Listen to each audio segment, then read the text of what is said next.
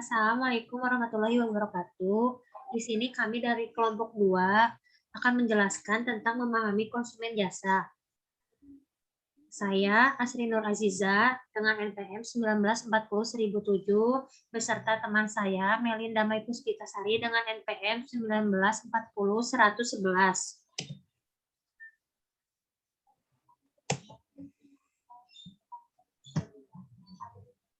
Pengertian transmisi data. Memahami model 3 tahap konsumsi layanan. Konsumsi layanan dapat dibagi menjadi 3 tahap utama. 1. Konsumsi layanan tahap prapembelian. Tahap prapembelian meliputi kesadaran kebutuhan, pencarian informasi, evaluasi alternatif, dan pengambilan keputusan pembelian. 2. Tahap pertemuan layanan. Pelanggan memulai mengalami dan mengkonsumsi layanan atau dalam artian dapat menikmati berbagai layanan yang tersedia. 3. Tahap pasca perjumpaan. Tahap pasca perjumpaan meliputi evaluasi kerja, kinerja layanan yang menentukan niat untuk masa depan seperti ingin membeli lagi dan perusahaan yang sama dan merekomendasikannya kepada teman-teman. Evaluasi layanan alternatif. Gunakan model multi-atribut untuk memahami bagaimana konsumen. Mei, tunggu dulu. Di pause aja, mana sih? Ditunggu.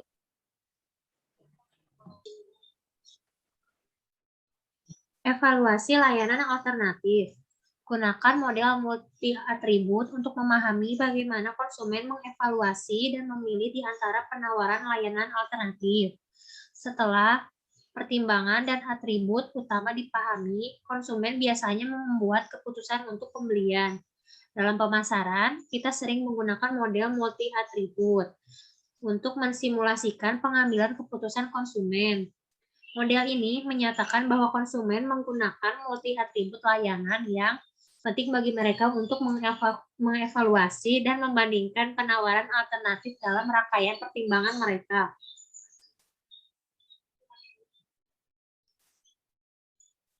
Atribut layanan. Model multi-atribut mengasumsikan bahwa konsumen dapat mengevaluasi semua atribut penting sebelum membeli. Namun, hal ini sering tidak terjadi karena beberapa atribut lebih sulit untuk dievaluasi daripada yang lain. Ada 3 jenis atribut, di antaranya 1. Atribut pencarian. 2. Atribut pengalaman. 3. Atribut kepercayaan. Risiko yang dirasakan. Risiko yang dirasakan pelanggan yang dihadapi dalam membeli layanan dan strategi yang dapat digunakan perusahaan untuk mengurangi persepsi risiko konsumen. Risiko yang dirasakan biasanya lebih besar untuk layanan yang memiliki atribut pengalaman dan kepercayaan yang tinggi, dan pengguna pertama kali cenderung menghadapi ketidakpastian yang lebih besar.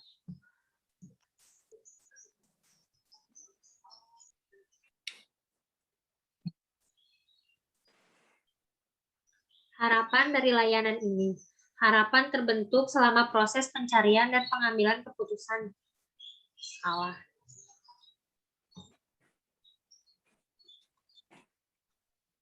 Harapan layanan. Harapan terbentuk selama proses pencarian dan pengambilan keputusan, melalui pencarian pelanggan dan evaluasi informasi dan alternatif. Harapan berubah dan dapat dikelola seperti yang dibahas pada bagian model multi-atribut. Perusahaan mencoba membentuk harapan melalui komunikasi mereka dan pengenalan layanan dan teknologi baru. Peningkatan akses informasi melalui media dan internet juga dapat mengubah harapan. Selanjutnya, pertemuan layanan adalah momen kebenaran. Richard Norman meminjam metafora momen kebenaran dari adu banteng untuk menunjukkan pentingnya titik kontak dengan pelanggan. Mereka sangat mandiri dengan keterampilan, motivasi, dan alat yang digunakan oleh perwakilan perusahaan, serta harapan dan perilaku klien yang bersama-sama akan menciptakan proses pemberian layanan. Setiap bisnis jasa menghadapi tantangan yang mendefinisikan dan mengelola momen kebenaran yang akan dihadapi pelanggannya. Sistem pelayanan menggabungkan istilah jasa dan produksi yang merupakan bagian dari lingkungan fisik organisasi jasa yang terlihat oleh pelanggan sistem pelayanan.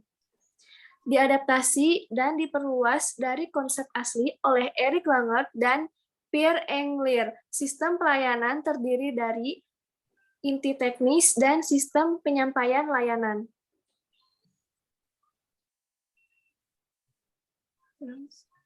Kepuasan pelanggan.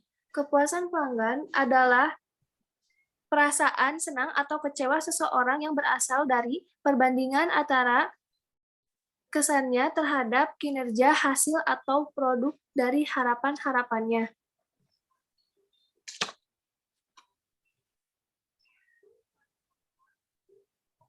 Kualitas layanan. Mendefinisikan kualitas layanan prima sebagai standar kinerja tinggi yang secara konsisten memenuhi atau melampaui harapan pelanggan.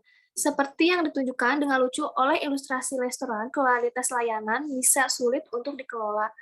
Bahkan ketika kegagalan bersifatnya nyata.